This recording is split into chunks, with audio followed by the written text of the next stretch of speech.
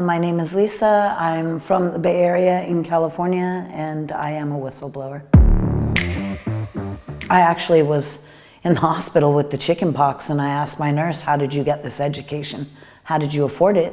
And he explained to me how he did, and then he took me to the recruiters and went through MEPS, and I was in the Army before I knew it.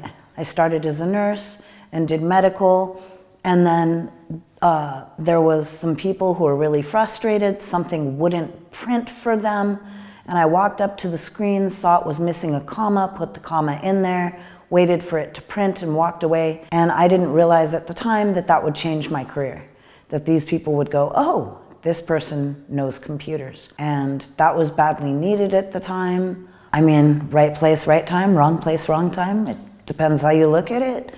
But my experience was that I was there at the same time as all this evolution was happening. And so I got to see how technology evolved in the military. So I went from the Army overnight to the Air Force, and so I became a communications technician. When you think about it, in a 2-year period, I have an award that basically talks about 121,000 targets in a 2-year period. Those numbers were not out there in the world, but because they put that on an award, I'm allowed to talk about it. Like if we had a drone flying above us right now, we'd be scared. We'd be terrified because A, we didn't know when ordnance was going to be dropped. We didn't know who it would be dropped on, right? We wouldn't know. And so without firing a shot, drones are terror. It was such a secretive program. It was bizarre because you'd go to work and you'd walk through this threshold and you'd be in a war zone in California.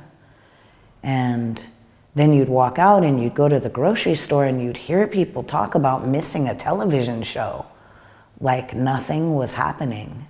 But the fact of the matter is that there were people right down the street from them that showed up for war every single day and nobody knew. And it's such a bifurcated existence. And how are we not talking about this new way of war? So basically what happened, I'm not a whistleblower like some of the other people who are a whistleblower that had prison sentences looking at them. For me, it was interesting because the timing was just such. So my career was pretty much over. Was it hard? Yeah, some people were very angry at me. Other people quietly said, yeah, good that you did this, good that you're talking about it. It was kind of a mixed bag that way.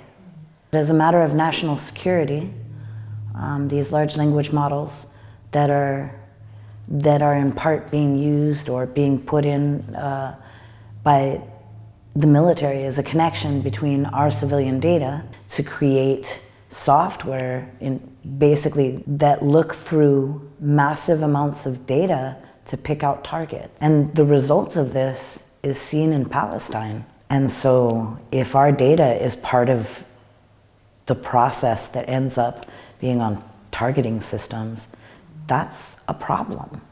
Look at Palestine. There was no surgical strike there. Decimating entire cities is not surgical. So for all of the touting that war will be safer, shorter, more surgical, that's not what the evidence is presenting. A lot of people talk about a person in the loop, a human in the loop. Where do you put them? If this targeting system is looking at 750,000 pieces of data and you're the human in the loop, you're not going to read all that before you decide yes or no. Should we fire, should we not fire? You don't know where that data came from. You don't know if that data was ingested with context or without. You don't know whether the context was added later or not. You don't know. And so if you're the person making that decision, what training are you going to have? How quick is the requirement for that decision to be made if the military's goal is to speed things up? A human in the loop, some people tout that as kind of a solution. No.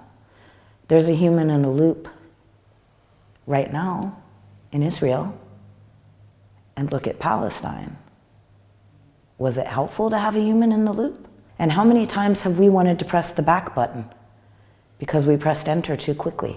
And when you're talking about real human lives, there's no room for that. So no, I don't think there's anything really on the table at this juncture that can provide accountability for this new way of war. What's next in the future for me is a short vacation, but I don't know.